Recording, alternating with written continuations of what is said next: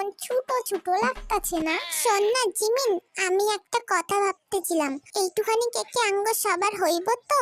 আরে তুই কেক খাবি না ভাত খাবি? ভাতের মতন কেক খাবো। তুই কনা বাড়িতে গিয়া যদি আমার আবার ভাতই খাইতে হয়, তাহলে এমন জন্মদিন কেডা খায়? আরে ওই তো নাম নিতে নিতেই আমার বন্ধুগুলা আয়া হচ্ছে। আয় আয়, তোকে লিগেই অপেক্ষা করতেছিলাম।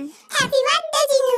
বাহ, কেকটা খুব সুন্দর লাগাইছিস, কিন্তু কেকের মধ্যে এগুলো মোম লাগাইছিস নাকি অন্য কিছু? দেখা তো মনে হইতেছে আমার তেরা লেখা আঙুলটা। বেশি কথা কইস না তো, তাড়াতাড়ি মোমবাতি ফুদে।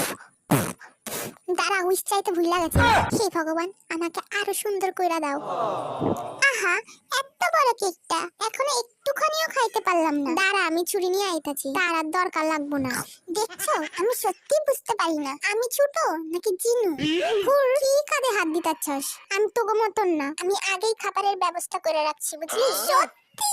কি খাওয়াইতাছিস রে ভাই? ঠিক আছে, শোন তবে। থালা, গ্লাস, জল। দাঁড়া দাঁড়া দাঁড়া, থালা গ্লাস মানেটা কি?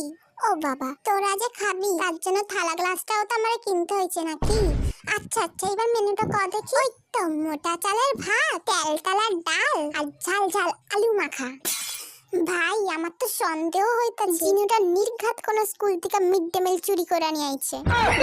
দেখছো, ওরা নাকি আমার জন্য কেক নিয়ে আইছে। আমার জন্মদিনের কেক আমারে না দিয়েই খাইতেছিস? যা যা, তুই মোটা চালের ভাত খা।